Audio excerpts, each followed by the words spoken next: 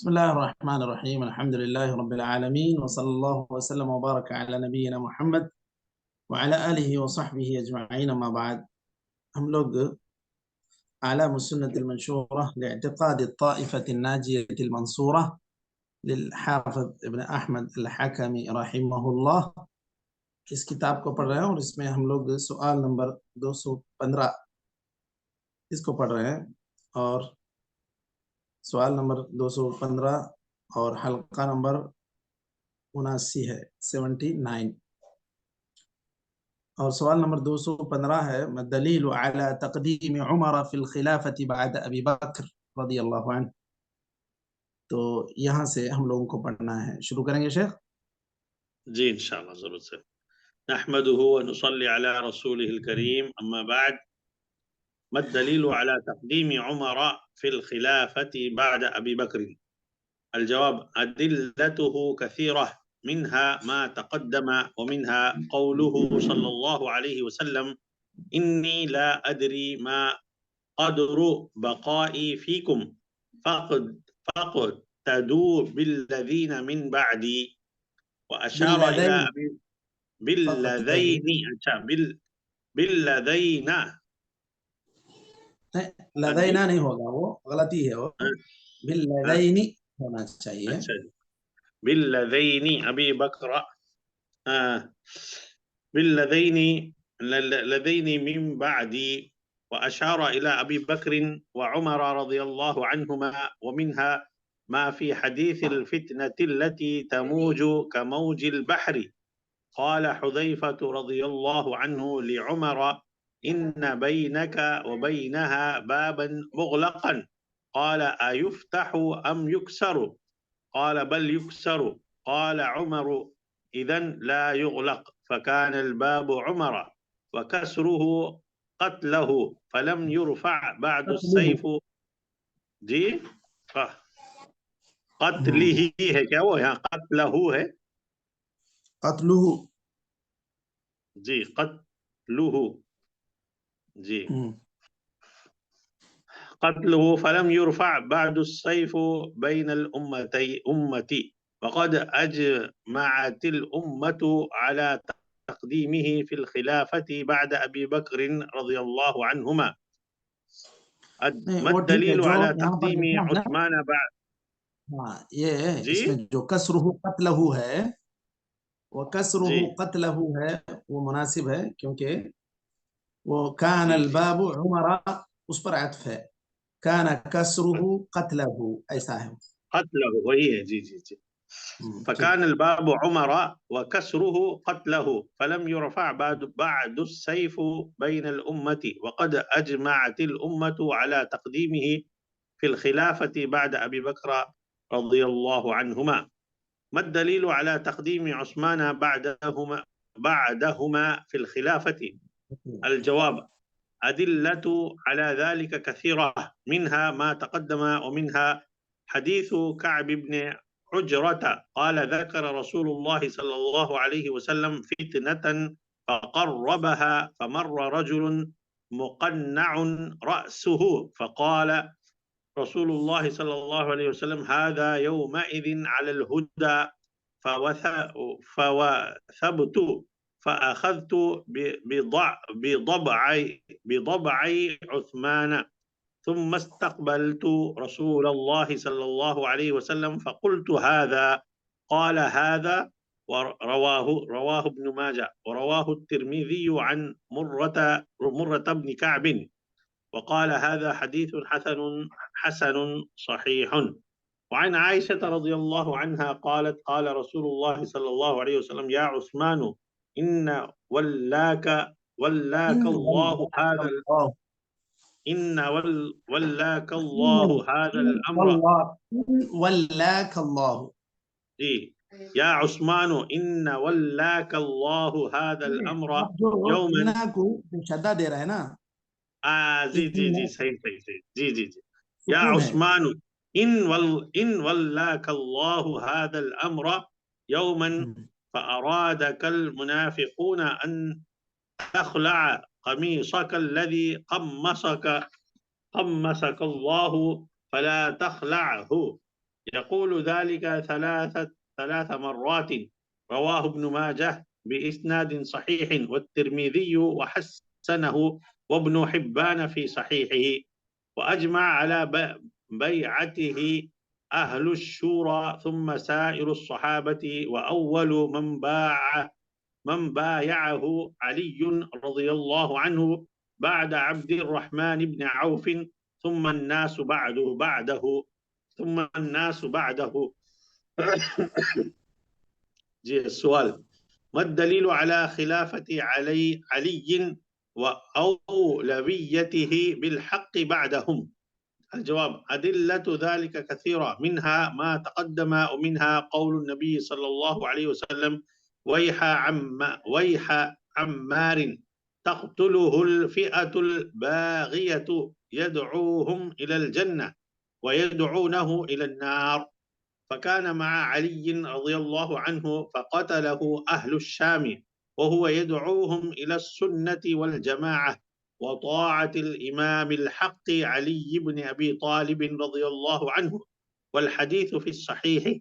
وفيه قال صلى الله عليه وسلم: تمرق مارقة على حين فرقة من الناس يقتلهم أولى الطائفتين بالحق، فمرقت الخوارج فقتلهم علي رضي الله جي فمرقت الخوارج فقتلهم علي رضي الله عنه يوما نهروان، وهو الأولى بالحق بإجماع أهل السنة قاطبة رحمهم الله تعالى.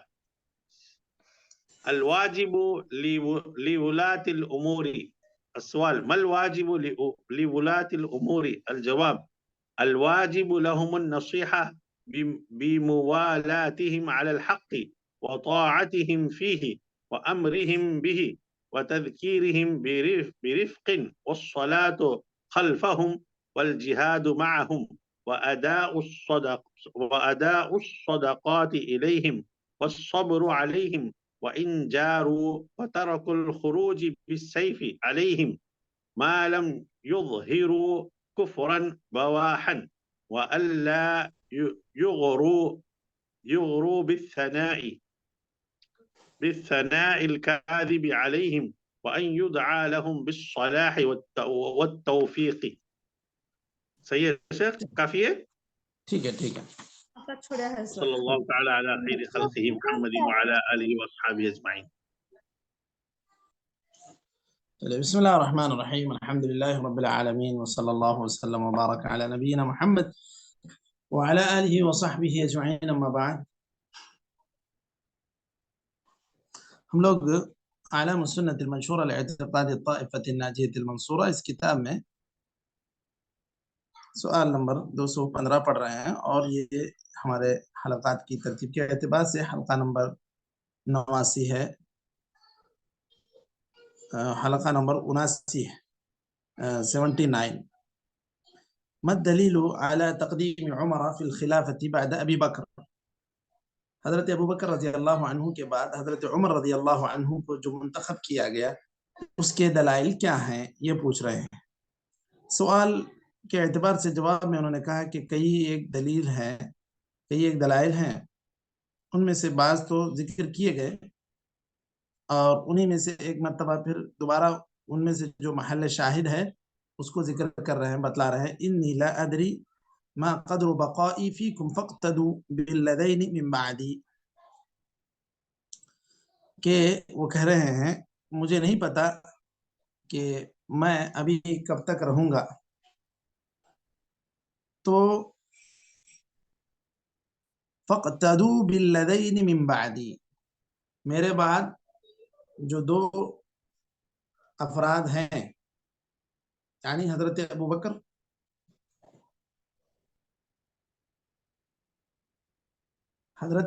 اور حضرت عمر رضی اللہ عنہما، ان دونوں کی تم اقتداء کرو، یعنی ان کی اطاعت کرو، ان کو مان کر چلو، ان کی باتیں مان کر چلو. واشار الی ابی بکر و عمر، آپ صلی اللہ علیہ وسلم نے یہ آپ نے جب اپنی موت کا تذکرہ کیا، کہا کہ میں ابھی نہیں جانتا کہ میری زندگی کتنی باقی ہے، لیکن میرے بعد میرے یہ دو جو صحابہ ہیں، حضرت ابوبکر اور حضرت عمر، ان کی تم لوگ اقتداء کرو۔ اور اسی طرح فتن کے حدیث میں ایک حدیث وہ ہے جس کے اندر یہ تذکرہ ہے کہ فتنے ایسے امنڈ کر آئیں گے جس طرح سمندر کی موجیں آتی ہیں۔ تو حضرت حذیفہ رضی اللہ عنہ نے حضرت عمر سے کہا کہ تمہارے اور ان فتنوں کے درمیان ایک دروازہ ہے،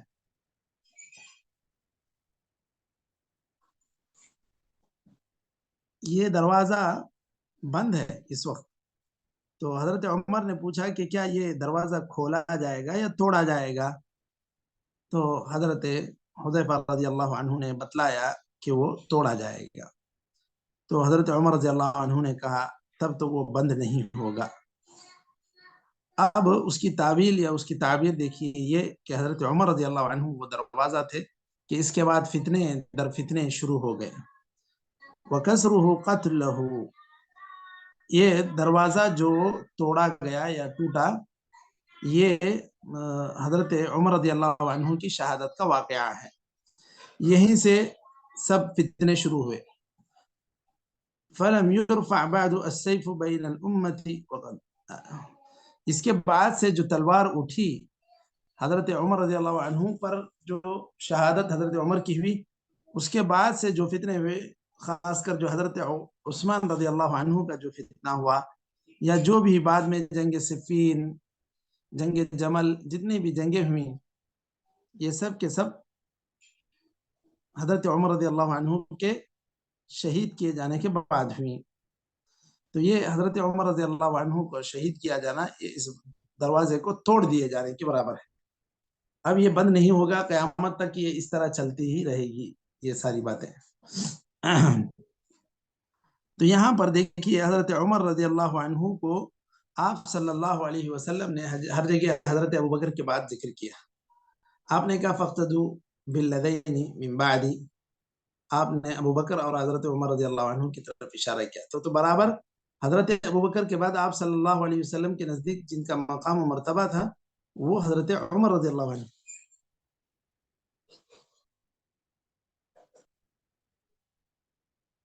اور اسی طرح جو فتنوں کی جو حدیث ہے اس کے اندر حضرت حذیفہ رضی اللہ عنہ نے بیان کیا، بخاری مسلم کی وہ حدیث ہے کہ جب ایک مرتبہ یہ دروازہ توڑ دیا جائے گا، اس کے بعد سے امت میں یہ تلوار جو اٹھی ہے اٹھ کے ہی رہے گی، پھر یہ جلدی نیچے جانے والی نہیں ہے۔ مطلب یہ کہ امت میں فتنے ایک کے بعد ایک ہوتے ہی رہیں گے۔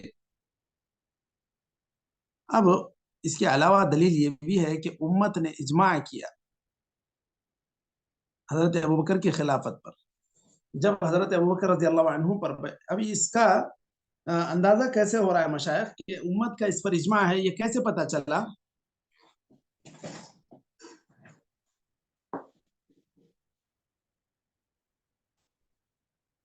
جی مشائخ بتائیں، یہ کیسے پتا چلا کہ حضرت ابوبکر کی خلافت پر اجماع ہوا؟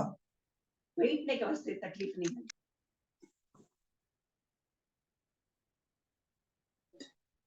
جی مشائخ کیسے بتائیں گے کہ حضرت ابوبکر کی خلافت پہ اجماع ہوا، ایسے یہ کیسے پتا چلے گا؟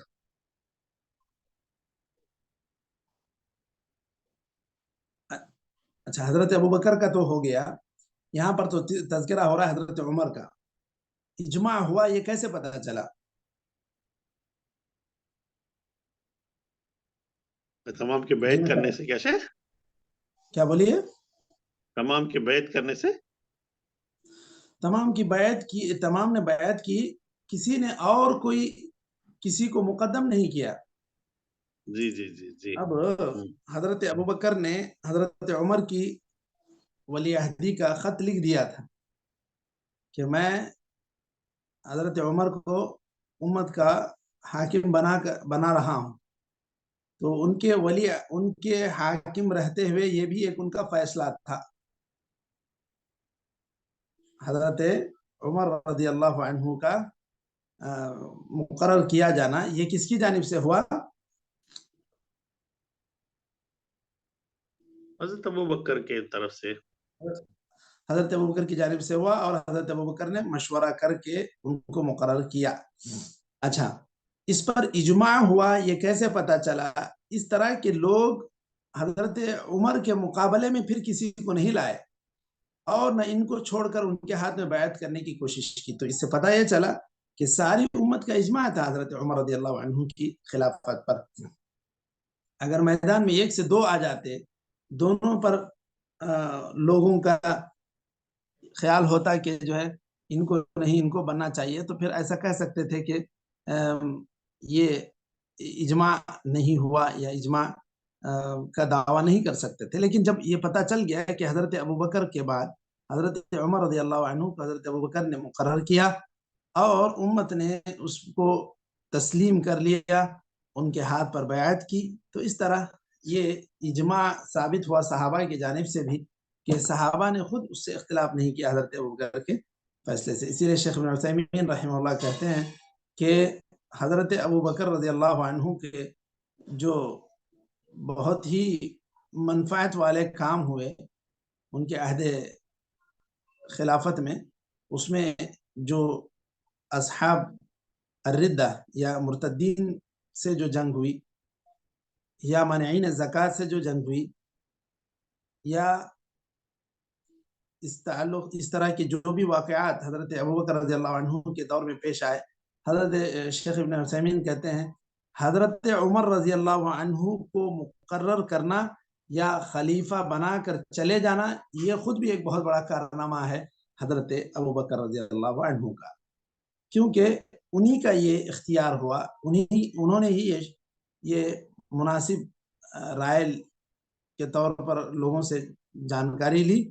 اس کے بعد آپ نے خود جو ہے یہ ان کی ولی عہدی یا ان کو حاکم بنا کر آپ اس دنیا سے چلے گئے. تو یہ خود ایک بہت ہی بڑا کارنامہ ہے حضرت ابوبکر رضی اللہ عنہ کا کہ انہوں نے حضرت عمر جیسے صالح نیک اور ایک ذمہ دار انسان کو اس امت کی باغڈور حوالے کر دی.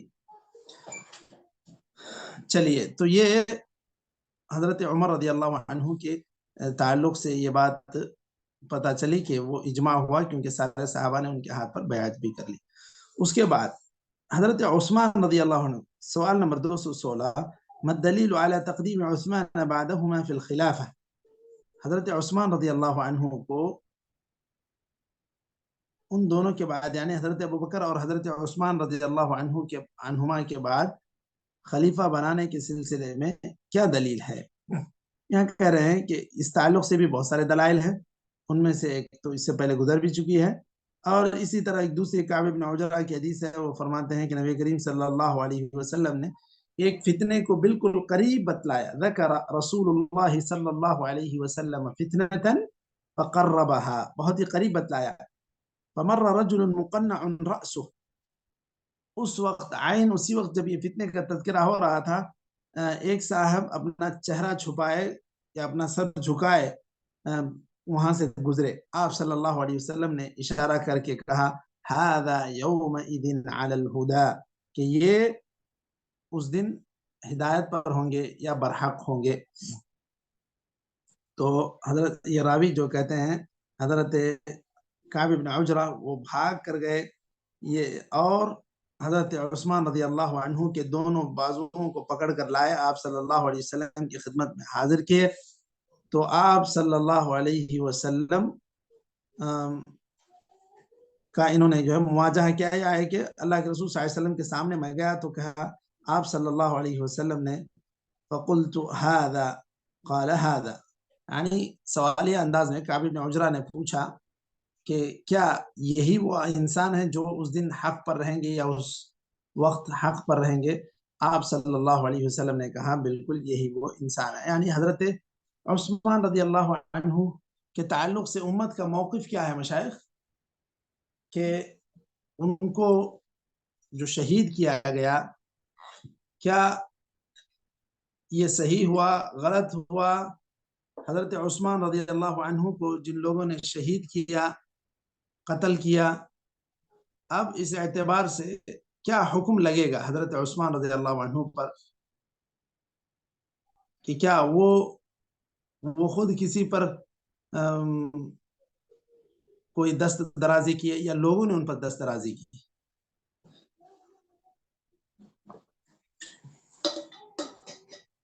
لوگوں نے ان کے اوپر دست درازی کی تھی شیخ، وہ تو گھر میں اپنے گھر میں تھے. تو حضرت عثمان رضی اللہ عنہ پر ان لوگوں نے دست درازی کی. حضرت عثمان رضی اللہ عنہ کو ظلماً شہید کیا گیا. حضرت عثمان نے کوئی کام غلط نہیں کیا، خواہ مخواہ بے بنیاد باتیں لے کر یہ لوگ آئے. اسی لیے آپ صلی اللہ علیہ وسلم نے جو دوسری حدیث میں ذکر کیا ہے، آ رہی حدیث، کہ اللہ تعالیٰ تم کو جب اگر اس امت کی باغ ڈور تمہارے حوالے کرے گا اور کچھ منافق یہ چاہیں گے کہ تم اس کو چھوڑ دو تو تم نہ چھوڑنا. تو آپ صلی اللہ علیہ وسلم نے وہاں یہ جو لوگ بلوائی لوگ ہیں، فتنہ پرور لوگ ہیں، ان کے تعلق سے آپ صلی اللہ علیہ وسلم نے کیا کہا؟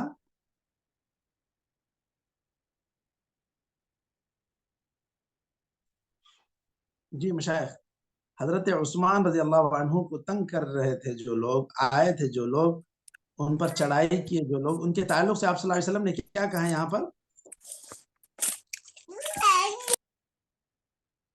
جی مشائخ،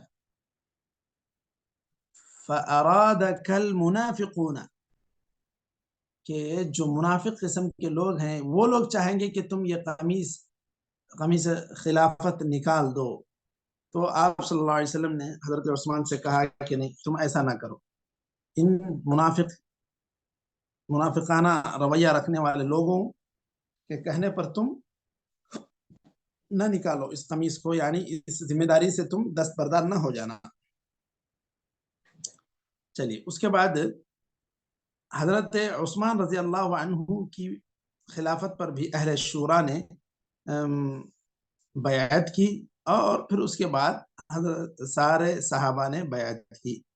تو حضرت عثمان رضی اللہ عنہ کی تقرری اس میں ایسے ہوئی کہ حضرت عمر رضی اللہ عنہ نے قریب 5-6 لوگوں کے جو نام یا ایک کمیٹی بنا دی تھی کہ یہ لوگ طے کریں اس میں کون لوگ اس میں افضل ہیں.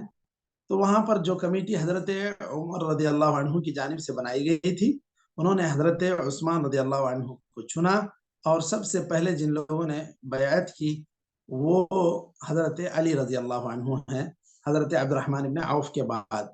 تو حضرت علی رضی اللہ عنہ اور حضرت عثمان رضی اللہ عنہ کو لوگ فضیلت دینے میں کچھ اونچ نیچ کرتے ہیں. کوئی یہ کہہ دیتا ہے کہ حضرت عثمان رضی اللہ عنہ سے افضل حضرت علی ہیں، جبکہ خود حضرت علی رضی اللہ عنہ اپنے عمل سے یہ بتلا رہے ہیں کہ حضرت عثمان کو وہ خلیفہ تسلیم کرتے ہیں. تو مطلب یہ کہ امت میں ان کا اونچا مقام ہے. تیسرے نمبر پر حضرت عثمان کا مقام، چوتھے نمبر پر حضرت علی رضی اللہ عنہ کا مقام ہے. تو جو کمیٹی انتخاب کے لیے یا امت کے خلیفہ بنانے کے لیے جن کو آپ نے منتخب کیا تھا، ان میں عبد الرحمن بن عوف رضی اللہ عنہ بھی تھے. تو انہوں نے سب سے پہلے بیعت کی، پھر اس کے بعد حضرت علی، پھر اس کے بعد سارے لوگوں نے بیعت کی. اچھا، اس کے بعد حضرت علی رضی اللہ عنہ کی خلافت اور 3 لوگوں کے بعد ان کی اولویت یا ان کی ترجیح کے لیے کیا دلیل ہے؟ یہاں پر کہہ رہے ہیں کہ اس کے بھی کئی دلائل ہیں. ان میں سے ایک تو پہلے گزر چکی، اس کے بعد ایک یہ دلیل ہے، دیکھیے، وَيْحَ عَمَّارٍ تَقْتُلُهُ الْفِئَةُ الْبَاغِيَةُ يَدْعُوهُمْ إِلَى الْجَنَّةِ وَيَدْعُونَهُ إِلَى النَّارِ.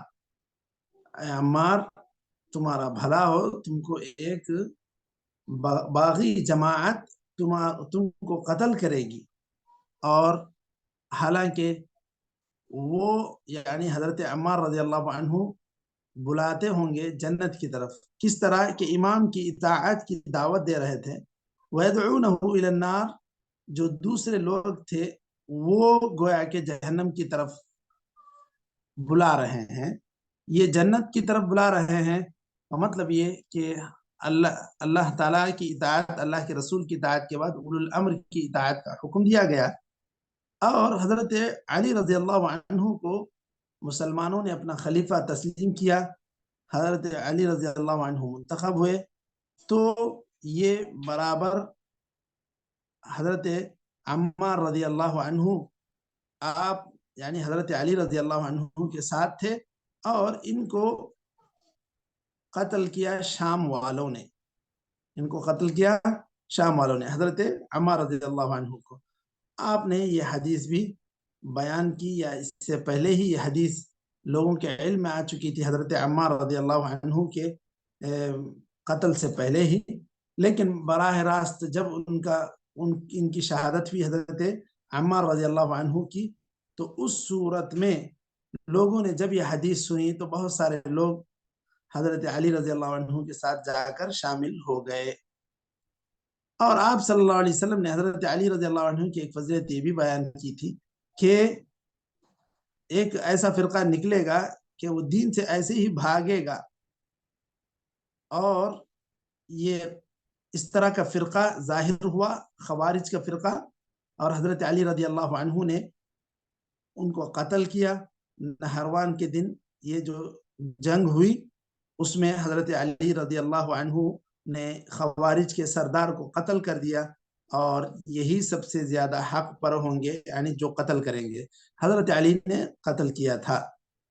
تو یہ حضرت علی رضی اللہ عنہ کے فضائل ہیں کہ جو گمراہ فرقہ ہوگا وہ دین سے نکل جائے گا۔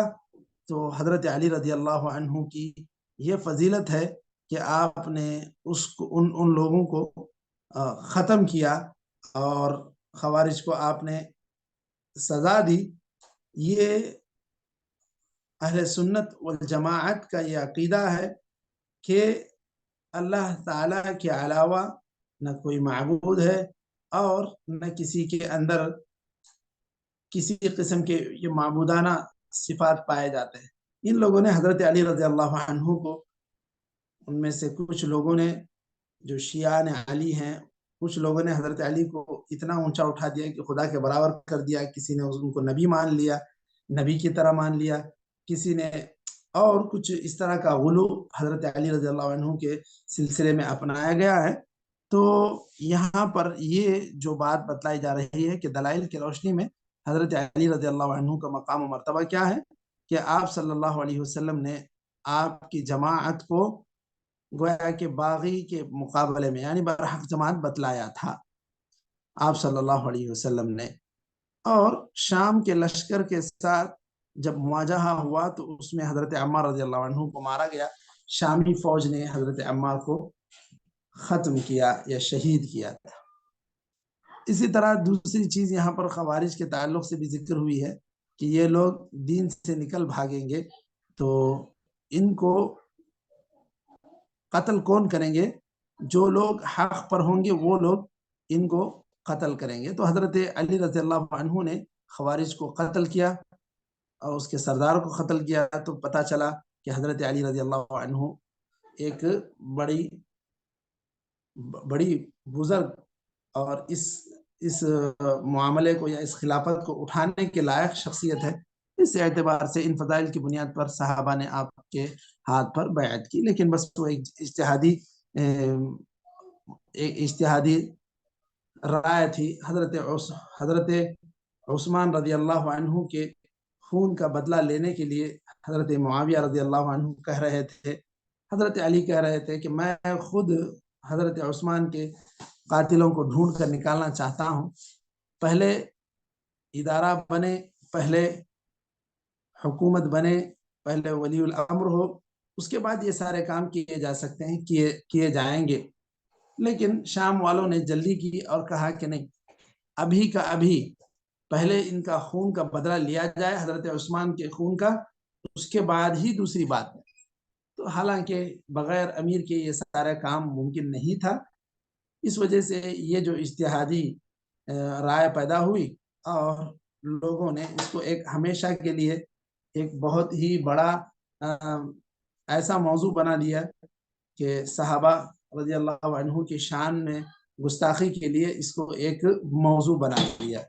تو یہ حضرت علی رضی اللہ عنہ کے فضائل ہیں، اور حضرت علی کے بعد حضرت عثمان رضی اللہ عنہ کے بعد اس خلافت کے سب سے زیادہ اہل تھے.